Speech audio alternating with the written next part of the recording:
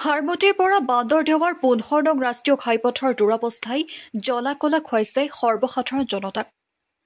ৰাষ্ট্ৰীয় ঘাইপথৰ মাজত দ পুখুৰী সদৃশ গাঁতসমূহে বিপদ মাতিছে পথচাৰীলৈ আৰু যান-বাহনৰ গৰাকীলৈ। হাৰমতি অভাৰব্ৰিজৰ ওপৰেদি যোৱা ঘাইপথৰ একাংশ খহি যাতায়াত ব্যাহত হোৱাত উপক্ৰম হৈছে। স্থানীয় ৰাইজে তৎকালে ৰাষ্ট্ৰীয় ঘাইপথ প্ৰাধিকাৰীক বিহিত ব্যৱস্থা গ্ৰহণ কৰি যাতায়াতৰ ব্যৱস্থা সুচল কৰিবলৈ দাবী জনাইছে। বান্দৰদেৱাৰ PTCৰ পৰা আৰম্ভ কৰি A1 পেট্ৰল ডিপোৰ ওচৰলৈকে সম্পূৰ্ণ বিধ্বস্ত হৈ পৰিছে যাতায়াত। বৃহৎ বৃহৎ গাঁতসমূহত সৰু বৰ গাড়ী সোমাই ক্ষতিগ্ৰস্ত হৈছে ইতিমধ্যে কেইবাখনো বাহন। স্কুটি মটৰচাইকেলৰ দুৰ্ঘটনা হৈছে এই বিধ্বস্ত পথছোৱাতে। তথাপিও লখিমপুৰ জিলা প্ৰশাসন কিংবা ৰাষ্ট্ৰীয় পথ প্ৰাধিকৰণৰ কোনো খবৰ নাই।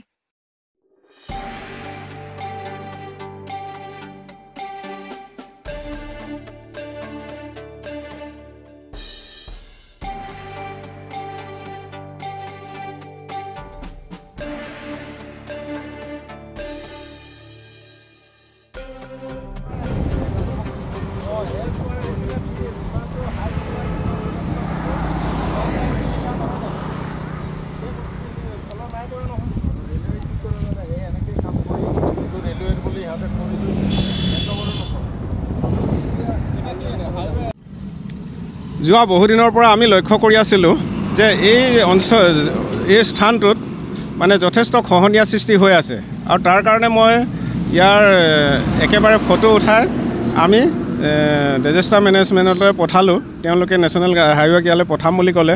নেশ্যনেল হাইৱেও চাই গৈছে, কিন্তু আজিলৈকে আমি নেশ্যনেল হাইৱেক অথৰিটিক ইমানখিনি অনুনয় বিনয় কৰাৰ পিছতো আমাৰ হাৰমতিৰ পৰা লখিমপুৰৰ পৰা প্ৰায় নাৰায়ণপুৰলৈকে ৰাস্তাটো এতিয়াও ঠিক নহ'লে। হাৰমতি আৰু বান্দৰদোৱা অঞ্চলত এতিয়াও গাড়ী চলিব নোৱাৰি। কিন্তু এতিয়া যিটো অৱস্থা পাইছেগৈ, এতিয়া নেশ্যনেল হাইৱে 15 নম্বৰ ৰাষ্ট্ৰীয় ঘাইপথ ইতিমধ্যে বন্ধ হোৱাৰ উপক্ৰম হ'বলৈ বেছি সময় নালাগিব। যিহেতু আৰু কিছু সময় যদি ডাঙৰ বৰষুণ আহে, ইয়াৰ আধা অংশ কিন্তু খহি যাব আৰু এই বৃহৎ অঞ্চলটোৰ যোগাযোগ বিচ্ছিন্ন হোৱাৰ সম্ভাৱনা অতি প্ৰখৰ হৈ পৰিছে। গতিকে মই ভাবোঁ কি আমাৰ এই ৰাষ্ট্ৰীয় ঘাইপথৰ যিখিনি মেৰামতি কৰিব লগা আছে আৰু বিশেষকৈ এই হাৰমতি অভাৰব্ৰিজৰ দুয়োটা পাৰে যি এজ পাৰ এষ্টিমেটত তেওঁলোকে কাম কৰিব লাগিছিলে, সেই সময়ৰ ঠিকাদাৰে এই কামখিনি ভুলবশতঃ কৰি থৈ যোৱাৰ পিছত আজি এই অৱস্থাৰ সৃষ্টি হ'ব লগা হৈছে।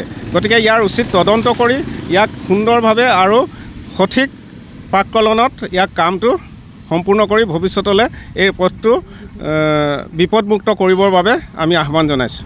যিহেতু পথটো নিচেই কাষতে দ গাঁতলৈকে সৃষ্টি হৈছে, হয়তো বিভিন্ন দুৰ্ঘটনাৰ আশংকা কৰা হৈছে। কেনেধৰণৰ কি ক'ব?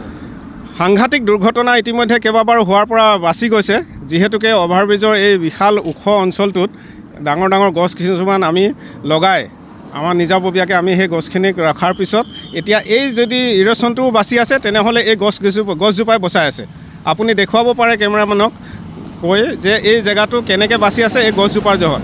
গতিকে আমি ভাবোঁ আমাৰ নেশ্যনেল হাইৱে অথৰিটিয়ে এই বৃহৎ অঞ্চলটোক এটা সুৰক্ষিত কৰি ৰাষ্ট্ৰীয় ঘাইপথটোৰ পথ সুচল কৰি তুলিবৰ কাৰণে মই আহ্বান জনাইছোঁ স্থানীয় ৰাইজ হিচাপে।